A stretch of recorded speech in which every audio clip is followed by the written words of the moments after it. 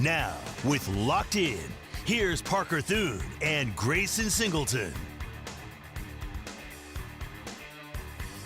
Here we go. This is Locked In here on the Ref, the home of Sooner fans. An hour of OU football and recruiting talk and various tomfoolery coming your way on these here airwaves. The show brought to you today and every day by Dorsey Jones Buick GMC in El Reno. Family owned and operated. Outstanding staff out there, great service advisors. Obviously, great prices on their Buicks and GMCs, which are some of the most reliable vehicles on the market. And you get half-price oil changes on Saturdays if that moves the needle for you. So many reasons to head out to El Reno and check out Dorsey Jones Buick GMC. The Knippelmeyer Chevrolet text line today is 405-651-3439, so chime in via the text line if you feel so inclined. Mr. Singleton, are you ready to do this show solo tomorrow? That's gonna be fun as hell, dude. I was already thinking about it last night too. That I was gonna be piloting the show tomorrow and Monday. Connor Pasby, did you hear that? He said it's gonna be fun as hell when I'm gone. He can't wait to get rid of me. Come on, man. Okay, you gotta realize. I piloted a nighttime show in Stillwater for 2 years. Oh, a nighttime show. Huh? Yeah. So my first radio show I ever got was 8 to 10 p.m. Oh, hello. Was it daily or Monday through Thursday?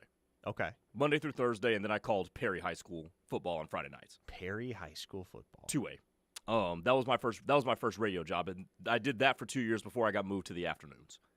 So, it has been a minute since I have actually piloted a show, so dude, I am looking forward to it. But late night radio has to be fun. I've never done it, but like that was fun. That was the stuff I grew up on. Exactly. You know, like, gosh, the host that I grew up listening to most frequently at nights as I would fall asleep was, and I don't know if he's still doing his show, but Freddie Coleman was on a guy ESPN that Radio. Yeah, he had an ESPN radio show for a long, long time. Freddie and Fitzsimmons. Awesome. At the time, he was just solo. That's right. Yeah. Yes. This was probably 2012, 2013 I started listening. Man, awesome radio personality. Awesome. Fantastic. I don't know what he's up to these days. So in DFW, back when ESPN Radio was transmitting there, which I don't know why it doesn't anymore, but I would switch in between Freddie Coleman and a local radio station, 105 Through the Fan, where they had a show called the KNC Masterpiece. Mm-hmm. That was the stupidest show on radio, and I loved it. I might incorporate something. On my nighttime show, I did incorporate things from that show into my nighttime show. I might bring something tomorrow and Monday. Really? I might bring something tomorrow and Monday along the same lines. You're talking I'll think about it. Here's one thing we need to do to some degree. We got to incorporate some franchise elements into this show. Which ones? What do you mean? Like which elements? Like what are you thinking of? Like just something we can do on a regular basis. Okay. That's just, off the cuff, fun. We got to brainstorm that. We've only been doing this show together for 3 months? Yeah. This is the start of month 4. Yeah. It is. Yeah. We gotta start digging in and getting creative a little bit. 918 listener said, Cowboy Willie takes over Sooner Radio. All the O State news we never wanted. Can't wait. Folks, I think it'll be okay. Oh, my There will be plenty of relevant OU football and recruiting news to get you guys through Friday and Monday, and I think Grayson is more than capable of piloting the ship. I have already started planning stuff for it. There you go, folks.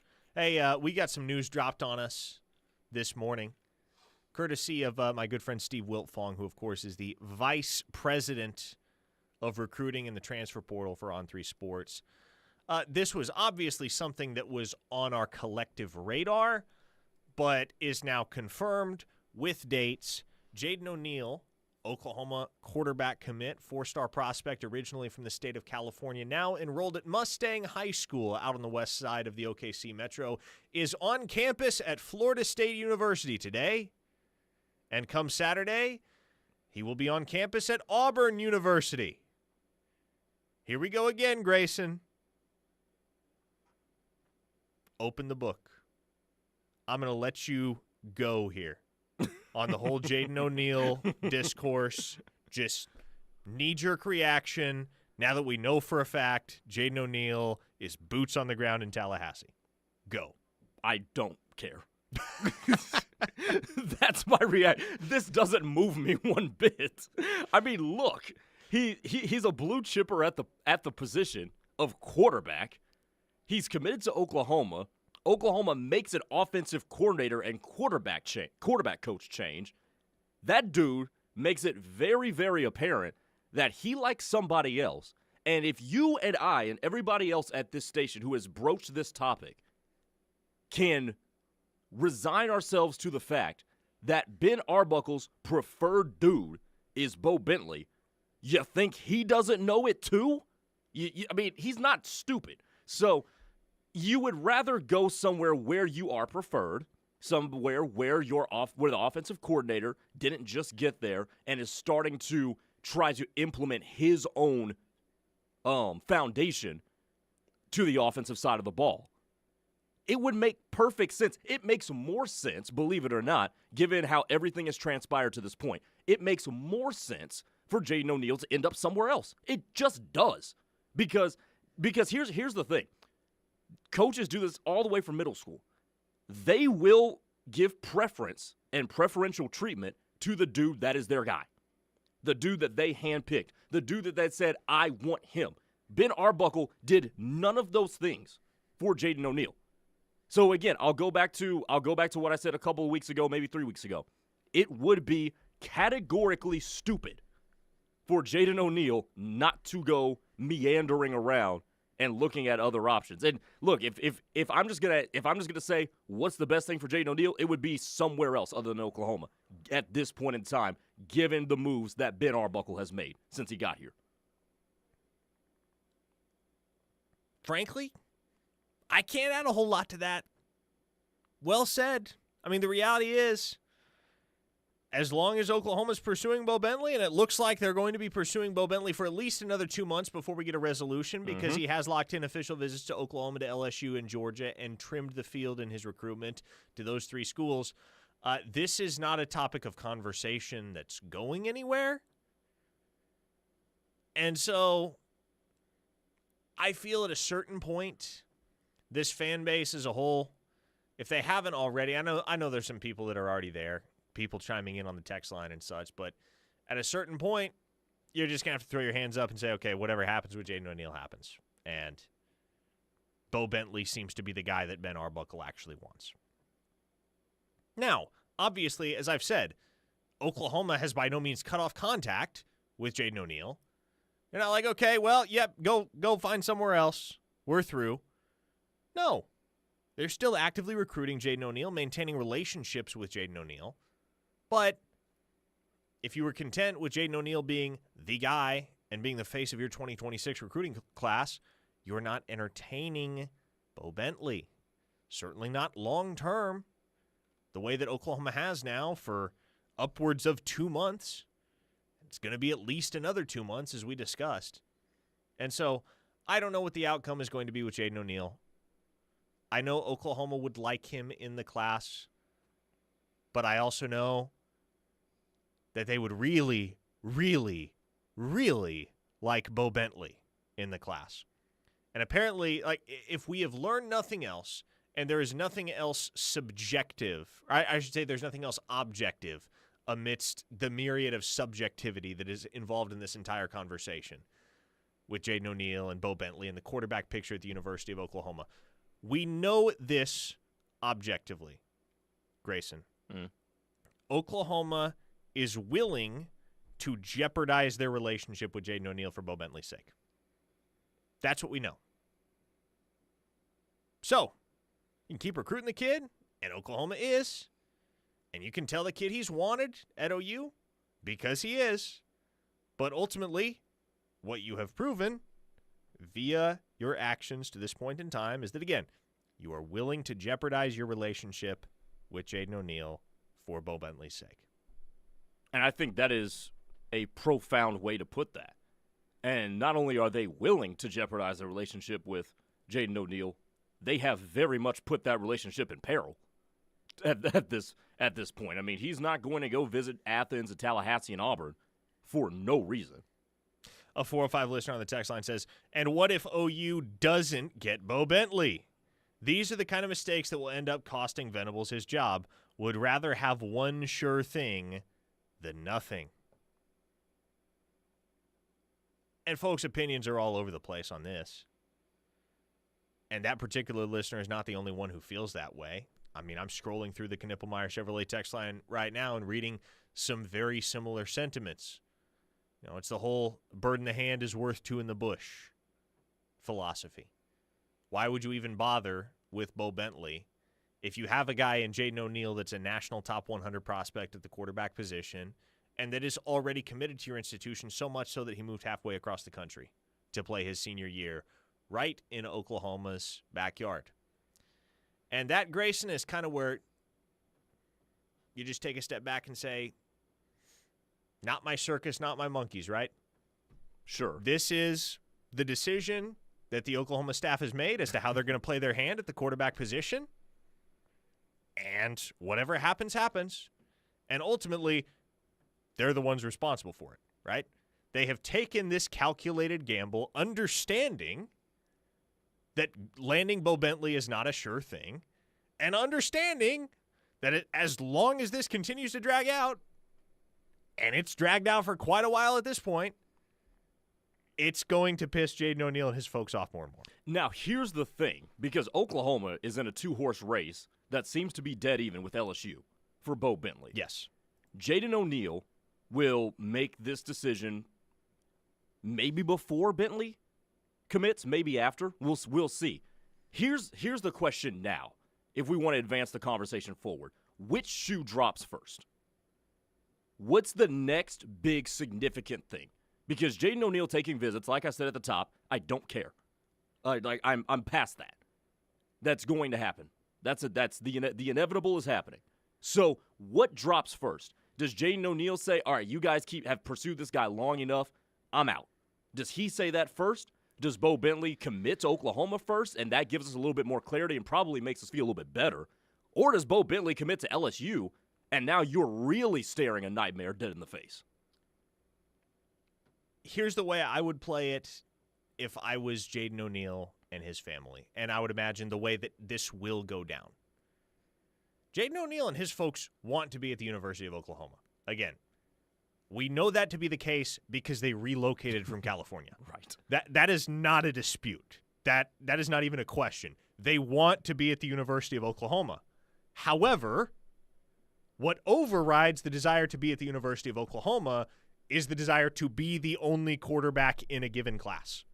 And so, what I expect will happen is that Jaden O'Neal will continue taking unofficial and official visits to other programs that are involved and interested in his services, i.e. Florida State, Auburn, Arizona, Georgia, where he's already been. And I would think Jaden O'Neal will go into official visit season with a very clear idea of what his fallback plan is. If things fall through at Oklahoma, XYZ school is the school for me. And depending on what happens between Oklahoma and Bo Bentley, the weekend of June 13th through the 15th, which is when he's going to take his official visit. And as of right now, he is the only prospect that is scheduled for an official visit that weekend, which speaks the reality that he is a priority for the entire staff that weekend. Depending on what happens that weekend with Bo Bentley, I would think Jaden O'Neal is ready to do one of two things. Either show up to campus June 20th through the 22nd and help recruit many more of his peers to the University of Oklahoma to join him and try to help build a championship program in Norman. Or he's ready to get through official visit season and decide where he's actually going to go to college, i.e. not the University of Oklahoma. So to answer your question, and I know that was kind of an extended answer, but to answer your question, I think the first shoe that drops is a decision from Bo Bentley. I think depending on what that decision is, that will then dictate what Jaden O'Neal does. And keep this also in mind, too, because there's another variable in this whole conversation that we haven't even brought up, and that's the recruitment of Peyton Houston in the 2027 class. Because now, all of a sudden, I mean, look at what's going on here. Jaden O'Neal and Bo Bentley are two blue chippers in the 2026 class. Peyton Houston's a blue chipper in the 2027 class. So if Oklahoma gets one of the two, being Bentley or O'Neal, especially, let's just say it is O'Neal. Let's say Bentley goes to LSU, O'Neal ends up at Oklahoma, and this whole conversation that we're having is basically all for naught, which is just fine. Coming off of this, does O'Neal see Peyton Houston as a potential usurper? Because, again, what's the common thread here between Peyton Houston and Bo Bentley? It's that Ben Arbuckle has a love affair with them. Whereas that is not the case with Jaden O'Neal. Just keep that in mind. I know it's a little premature to have a full-fledged conversation involving Peyton Houston, but just keep that in mind. I think I've made my feelings on Peyton Houston quite clear in past shows. Absolutely love that kid in the class of 2027. In my mind, he is the number one overall prospect in the entire recruiting cycle. And as much of a can't-miss quantity, quantity is the wrong word, as much of a can't-miss commodity. There it is. There you go. As much of a can't-miss commodity at the quarterback position as there is in the 2027 cycle or any cycle that I can recall going back to Caleb Williams in 2021. Feel very strongly that that kid is going to be a superstar at the next level. And Oklahoma is in a very, very good spot with him. And so that's kind of the underlying insurance policy to the entire conversation in 2026 is that even if it's a bust, even if you come up empty-handed, which, let's be frank, there's a world where that happens. There's a world where Bo Bentley decides to go to LSU, just to pick one example, and Oklahoma has burned the bridge to the point where Jaden O'Neal just walks. And if that's the case, yeah, that's going to suck. Especially in the short term, that's going to suck. But the kid that you lead for right now and are in very, very strong position with in the 2027 class is somebody that's going to show up and I think from day one be ready to compete for a starting job. That's how highly I think of Peyton Houston. Okay. 405-651-3439 is the Knippelmeyer Chevrolet text line. Much more interesting content to get into over the course of the hour. So come on back with us on the other side. A very familiar name at the wide receiver position. Just hit the transfer portal last night. I'm very much looking forward to talking about it. Keep it here. You're listening to Locked In on the Ref, the home of Sooner fans. Considering refinancing your mortgage? Now might be the perfect time to start planning. With rates on the move, Stride Bank can help you determine if you may be able to lower your monthly payments, shorten your loan term, or tap into your home's equity. Stride's expert mortgage advisors will work with you to tailor a solution that fits your needs. With local roots and national reach, Stride Bank is your go-to partner for all your banking needs. Stride Bank, your trusted financial partner since 1913. Find out more at stridebank.com. Stride Bank, member FDIC, equal housing lender. Oklahoma DRS helps job seekers with disabilities become taxpayers. Their whole thing is to help people with disabilities go back to work. They knew that I would be successful if I did not give up. They have given me the power and confidence to face any challenge. I'm just glad that, DRS was there. Empower yourself. Talk to DRS Vocational Rehabilitation. Or services for the blind today. OKDRS.gov. 800-487-4042. Does your banker know your business, the challenges you face, and what makes you unique? At Armstrong Bank, we're dedicated to understanding your business and working alongside you. A true partnership is more than financial transactions. It's support, trust, and attention. This is how we make businesses stronger. Armstrong Bank. Strength runs in our family. Contact our knowledgeable bankers to open your business account. Member FDIC.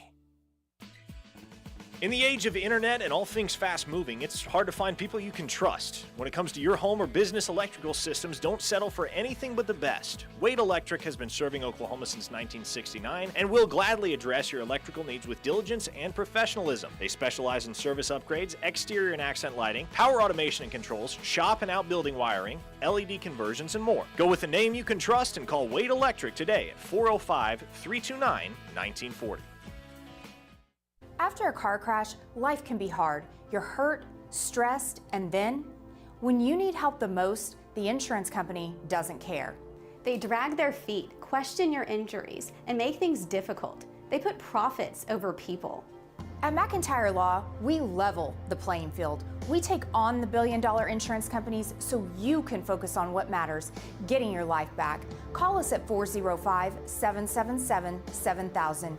You deserve better. Are our love bugs and companions. They are our pets, our family, and they make life better. When we face unexpected challenges, so do our pets. That's why we're on a mission to support people and their pets. Whether donating a bag of kibble, sharing an Instagram post of a lost cat, or welcoming a foster pet into your home, every bit of kindness counts. Visit petsandpeopletogether.org to learn how to be a helper in your community. Brought to you by Maddie's Fund, the Humane Society of the United States, and the Ad Council.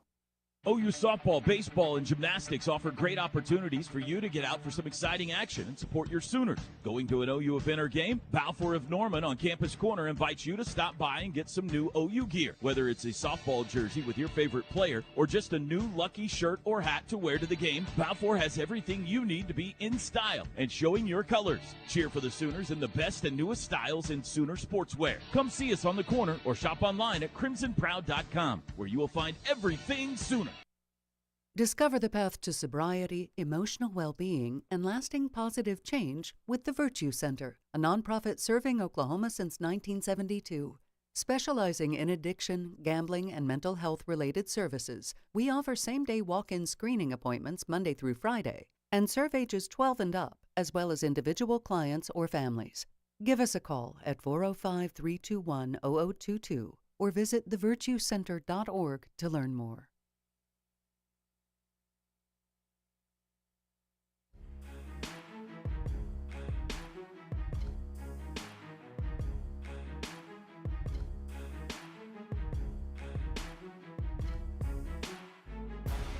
Oh boy.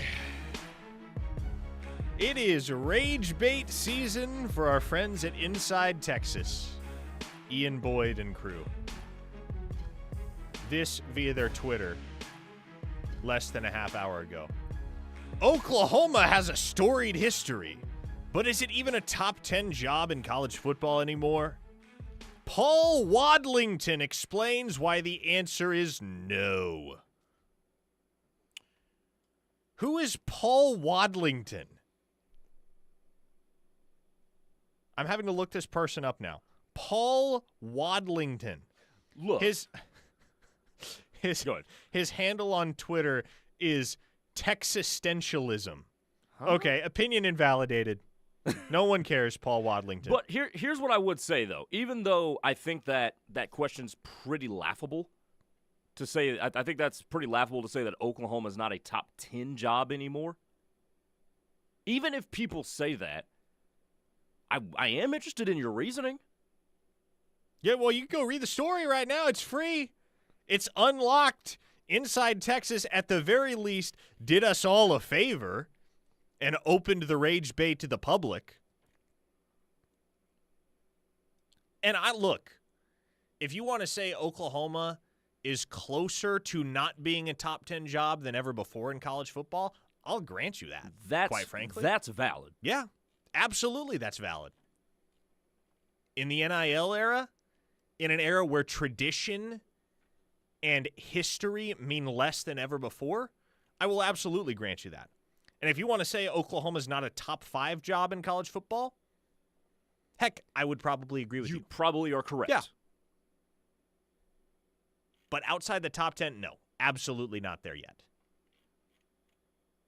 Might it get there at some point? Sure.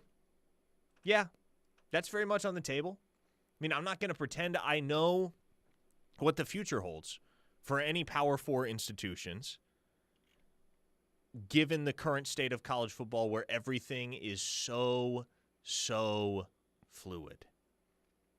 Even just year to year, if we're talking budgetary spending on roster construction. And I know we're getting close to seeing that all get regulated to a certain extent. But I mean, would you have argued 3 years ago that Texas A&M is now a top 10 job in college football?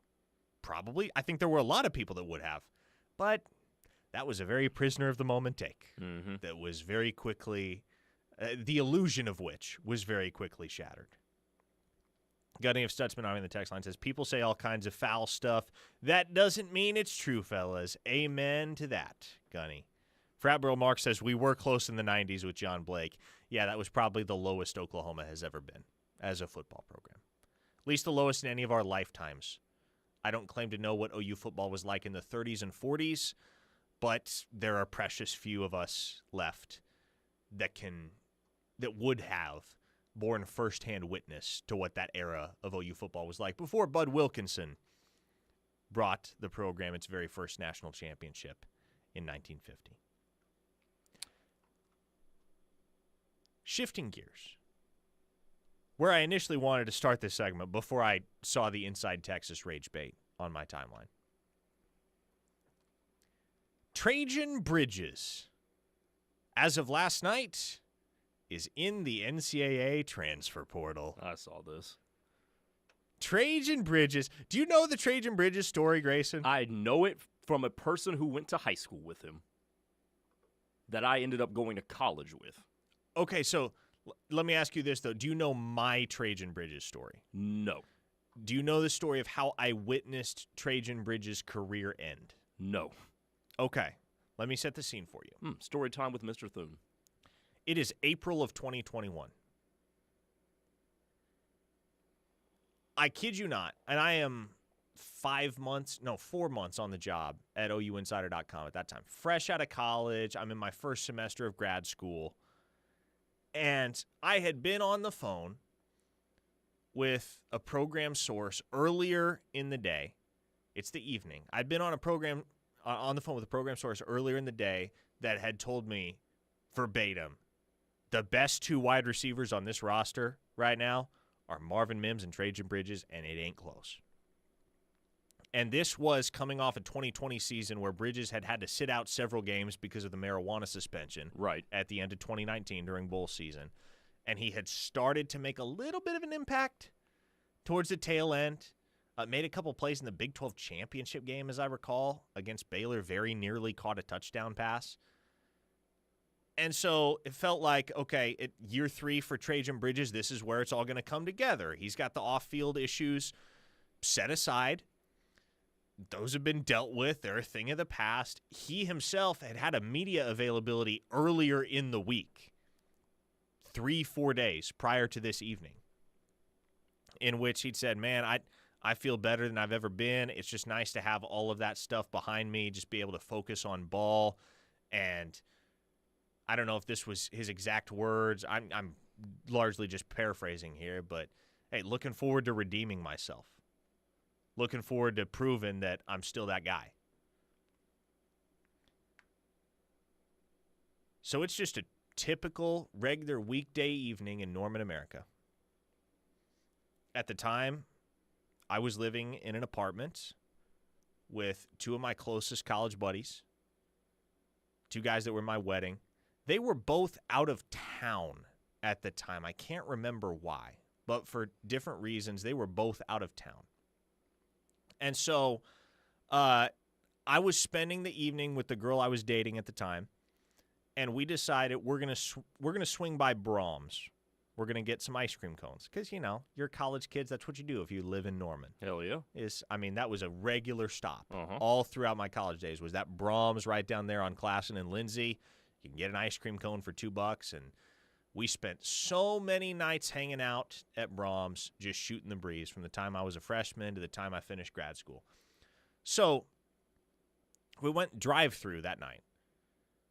Usually I'm one of those people that likes to go into a place as opposed to going through the drive-through if I can help it. This particular night, we go through the drive-thru. Again, can't remember why. We get our ice cream. We're pulling out of the drive-thru. I am behind the wheel of my 2001 Ford Taurus, very first car I ever owned.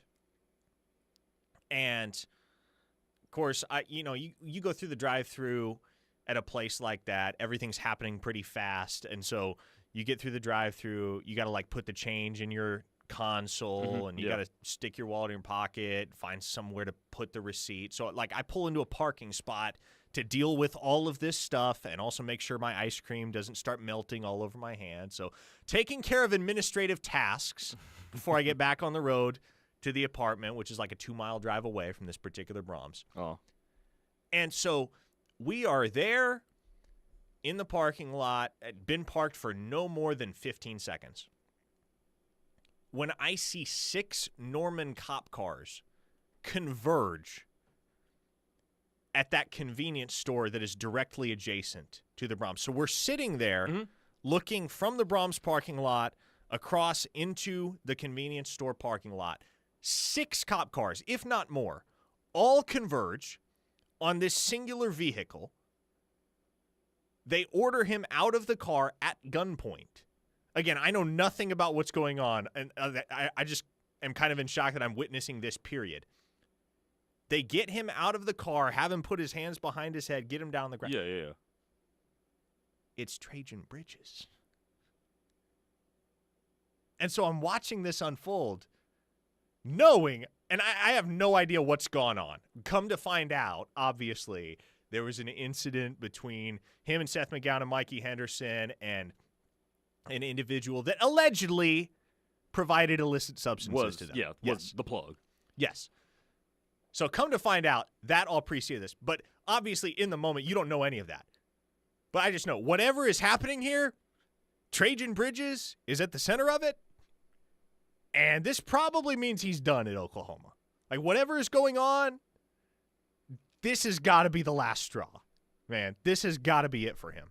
And so immediately, I make a few calls to inform folks within the program that, hey, you might want to get out ahead of this. Like, this is happening right now in front of me. Mm-hmm.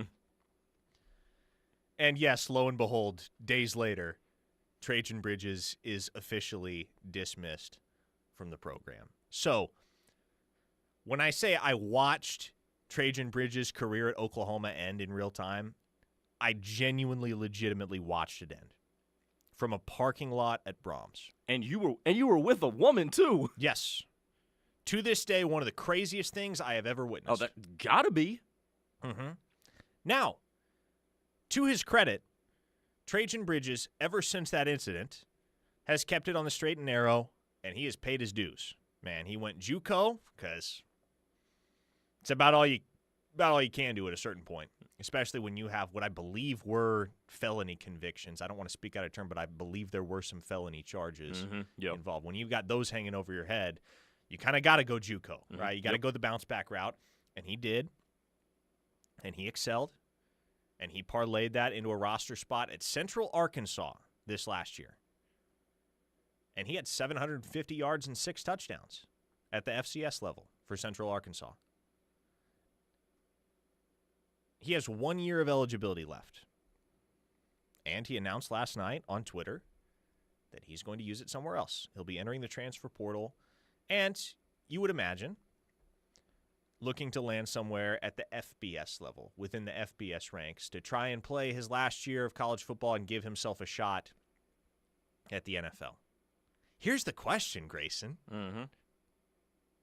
Does Oklahoma get involved? You know, and when you started that story, my first thought was Oklahoma could do the most redemptive thing ever.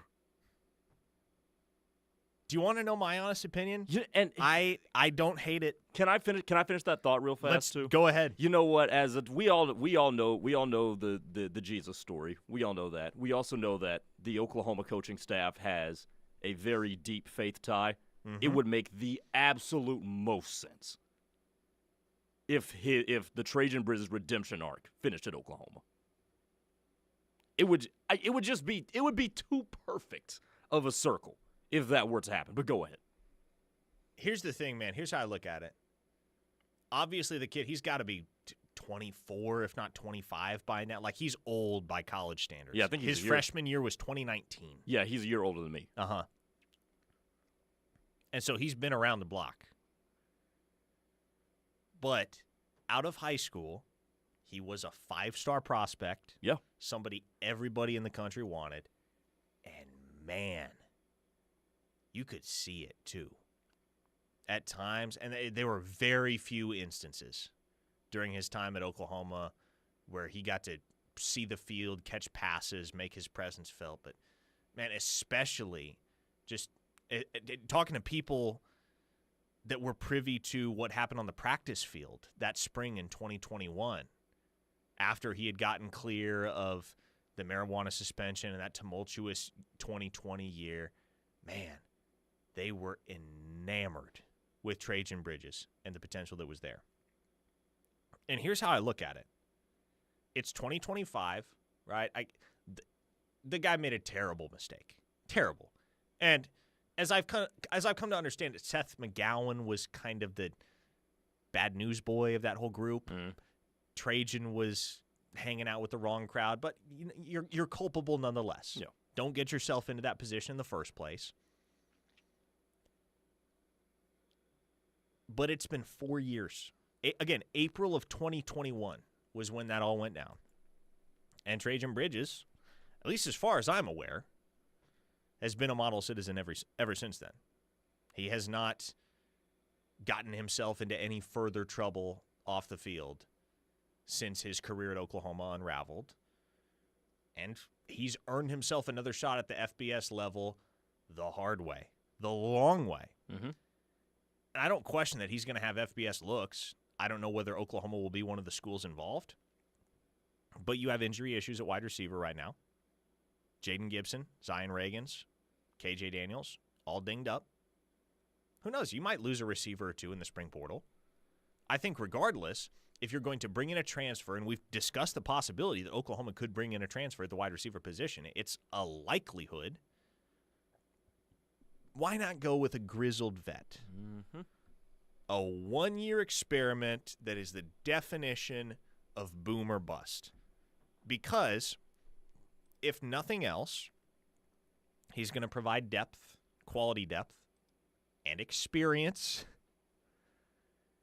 And best case scenario, man, like, let's say, similar to Giovanni Gibson, who produced at the FCS level last year and is the talk of camp now at Oklahoma this spring. Let's say, similar to Giovanni Gibson, his track record of production at the FCS level, what he did at the FCS level in 2024, actually does serve as an indicator that he is ready and able to step into a major role at the FBS level and excel. You might have another dynamo on your hands. Couple of good texts here. Lane in California. Would coming back to Norman bring flashbacks to Bridges, or does he need to go somewhere else to start clean? And that's kind of where I'm at with that. Even though I think it would be a cool redemption arc, I don't know if I'd go back to the spot where I pretty much decimated my career. I don't know if I'd do that. That's just me. I don't know if I could mentally stomach that. John Aneda says it would be an amazing story to see Bridges come back to OU to finish his collegiate career, but I don't think OU would bring him back simply because of the optics of doing so. Yeah, no, obviously you're not doing it for optics' sake. You're doing it because you think he can add something, which I think he could. Nick in Sepulpa, in all caps, says, why not give Trae-on Bridges another shot, people? Grow and learn. Listen, I'm not going to read the second part of your text, Nick, because it's something about Donald Trump. We don't need to get into that. We don't need to bring politics into this discussion. But I agree, man. Like, Trae-on Bridges, I think at this point, has put in enough work to earn another shot. And he's going to get it, whether it's at Oklahoma or elsewhere. But if Oklahoma's going to move on a transfer receiver, man, I mean, what is there going to be on the market in the spring portal in terms of covetable options? I doubt you're finding 1,000-yard FBS guys on the market. Mm-hmm. What you'll probably find is moderately productive guys that come from the FBS ranks, or dudes that have had excellent years in the FCS or even D2 and are looking to level up. Like Oklahoma State this week, they're hosting a guy who had 1,000 receiving yards at the D2 level at Emory and Henry last year on an official visit. So guys like that, man, where even like I think in Trae-on Bridges' case, is he leveling up? Technically, sure, but it's less of a gamble when you know that the guy has competed at the FBS level before, even if it was quite a while ago, and not only held his own but flashed some real promise. This kind of reminds me of when the Patriots brought on Josh Gordon that one time. You remember that a couple of years ago? Yeah, I feel like everybody. Comparable talent. You know what I'm saying? Oh, yeah, sure. And, like, for the Patriots at the time, why don't you go sign Josh Gordon? You know, like, you have Tom Brady. It's a risk you can take. He's not going to cost all too much. And if it doesn't work out, okay, whatever. Exactly. You didn't invest all that much into it. Exactly my point. But if it does work out, if Josh Gordon is the 2013 version of himself, boy, is that a steal at a bargain price. And if Trae-on Bridges, who you would definitely get at a major, major discount for a guy with his kind of talent, if it works out, Lord God have mercy on the SEC defensive backfields. Somebody on the text line asked, doesn't he get a year back if he spent any time in JUCO? That's unclear, Braylon. I know he has at least 1 year. He might have 2, but, like, keep in mind, he is 6 years removed now from his freshman year of college football. So I have no idea what his eligibility situation looks like. I do believe he spent a full year out of football, if not 2, at one point. The Central Arkansas year this last year certainly counts as a year. His 2019 season at Oklahoma, I believe he played more than 4 games. I'd have to fact check that. But for all intents and purposes, I think you operate under the assumption that you have Trae-on Bridges for 1 year. You have him for 2. If whatever school winds up signing him has him for 2, great. But it's 2025. Again, he was a freshman, a true freshman at Oklahoma in 2019. Wow. You gotta imagine he's got to be getting tired of college as well. He's got to be getting over the whole college experience. I remember C.J. Colton was here in 2022. He had another year if he wanted to use it in 2023, and he was just tired of college. I mean, Cam McCormick didn't get tired of college. No, he didn't. That man, I would hope he has his doctorate at this point. Hope he got the bang for the buck. Okay, we're overdue for a timeout. Let's hit one. We'll come back to wrap up Locked In on the other side. You're listening to The Ref, the home of Sooner fans. This is your home for Sooner fans. The Ref Sports Radio Network.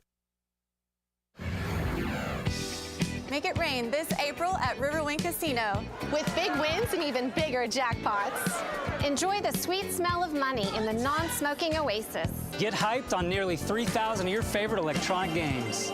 Become a legend in the high-stakes lounge. And get rewarded like the VIP you are when you use your wild card. Hit nothing but net with the $80,000 Spring Spins and Wins giveaway. So thunder up and win like a champion, only at Riverwind.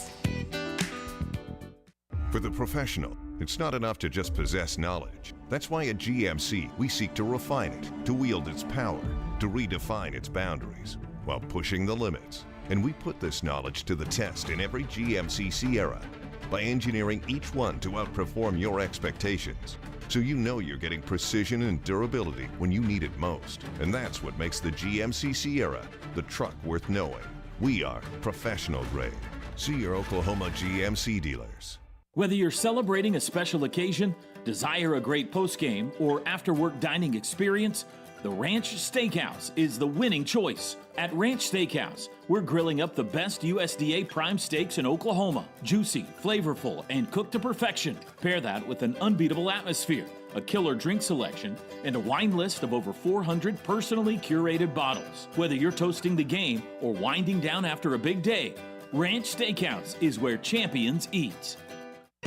So you want to create your future, discover a path worth traveling down, find a career to get excited about. For decades, Moore Norman Tech has been training talented, skilled individuals, empowering them to step into a career that fuels not only their life, but the Oklahoma workforce. These individuals are the heartbeat of this state's economy. Individuals just like you. Create your future today at More Norman Tech.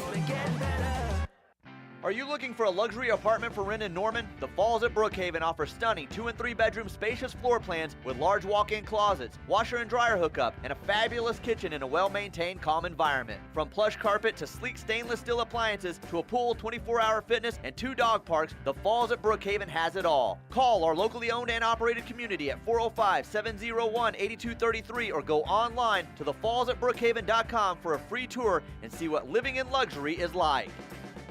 How do you give hope to a child in the foster care system? It starts with your heart. That tug you feel on yours when you hear that children are waiting for a stable, loving voice to speak up for their best interests. And then it becomes your time. What started out as a feeling that maybe you could make a difference becomes the difference. Change a child's story. There is a child waiting for a volunteer like you. Contact South Central CASA at 405-360-5295.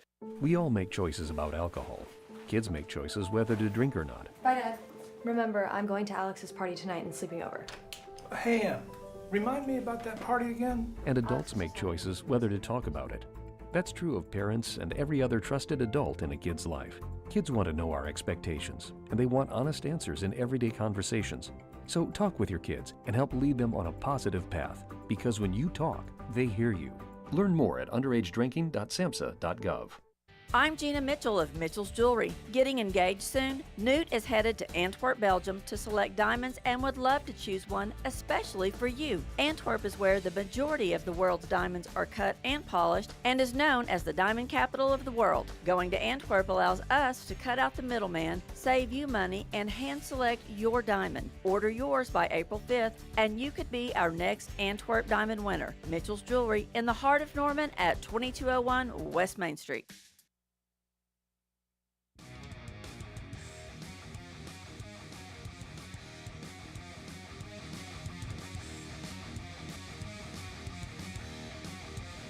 Would you like OU softball tickets, courtesy of Fowler Automotive?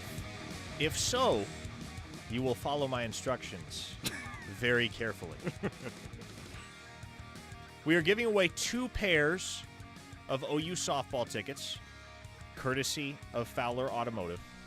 If you want a pair of tickets, text the Knippelmeyer Chevrolet text line at 405-651-3439.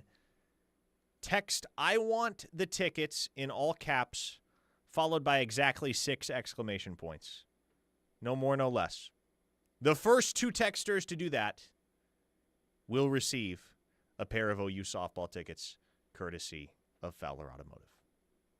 So, while we await your responses, understandably, Grayson, a lot of reaction on the text line to the whole Trae-on Bridges discourse. Yep. Look at that. We already have a winner. Somebody already claimed their softball tickets. Frisco Sooner said, I'm all for giving the kid another chance, but my question is, how in the hell did these kids only get probation after, if I'm not mistaken, an armed robbery and pistol whipping someone? Look, I am not an expert when it comes to the legal system. I'm not going to pretend to have the answer to your question.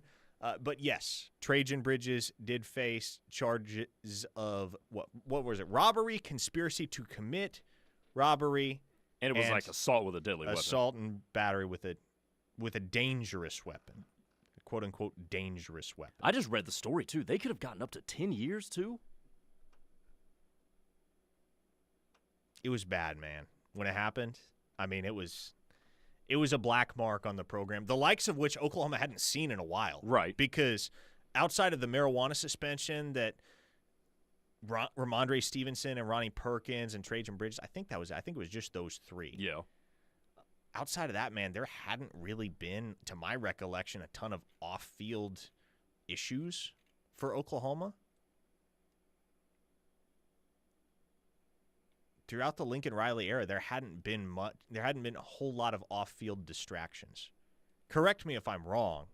Those of you that can remember, I remember Chris Robeson got dismissed from the team prior to the 2017 season. That was an early Lincoln Riley ouster for a guy that came in with a lot of hype at the quarterback position. He wound up doing all right at Florida Atlantic, but off-field issues just weren't super common for the program at that point. And then you have this.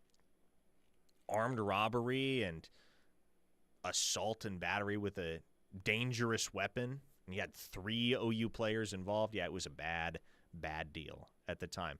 By the way, this 405 listener right here, as well as Nate Dogg on the text line, you guys will receive a pair of OU softball tickets apiece. I'm going to text this 405 listener. We don't have their name, so I'm going to shoot them a text real quick to let them know that they have won. This listener, as well as Nate Dogg, if you can follow up with your full name, email address, and the best phone number to reach you at, we will make sure you get your pair of OU softball tickets, courtesy of Fowler Automotive. Now, where did this other text go? Oh, here you go, S. Rob Booman. We got so many I want the tickets texts, which I guess is what happens when you give stuff away for free. But Let me throw this in here just because we're on a public platform here. Go ahead. So we can get this correct. From the 918, thank you for the text. Bridges did plead guilty to lesser charges of larceny. Okay, so there you go. Yeah. So and there was a whole plea deal involved. Pled down. Yeah. Okay, makes sense. S. Rob Booman asks, what's going on with OU's punters and kickers this spring? Heard some vague podcast comments that things weren't going very well. That's interesting. I don't know what podcast that's in reference to. I've heard quite the opposite. There's been solid competition, especially at kicker, between Austin Welch, the Kennesaw State transfer, and the homegrown walk-on Liam Evans for that job. So, look, man, I don't put a whole lot of stock into how things are going for the specialists in the spring because it feels like across the country, I've talked to some staffers at other schools in recent days, and it doesn't feel like anybody is 100% comfortable with how their specialists are performing in the spring. Fall is when typically they get whipped into shape and they start to nail things down and become a little bit more reliable and accurate and all that good stuff. So I don't put a whole lot of stock into that for right now. But from what I have been told, there has been some solid competition at kicker thus far between Liam Evans and Austin Welch. So going to be interested to see which direction that battle breaks come fall, because obviously we won't know until then.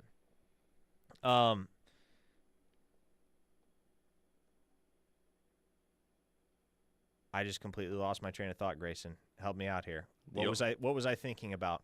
The old man rubbing off on you? I guess so, man. Here you go. I wanted to get to Doug and Norman's text. That's what it is. I was looking at the text line, staring at the crush of texts that just came in, and I wanted to get to Doug and Norman's. He says, the response to the previous texter that stated, give him another chance, I remind everyone that 3 strikes and you're out.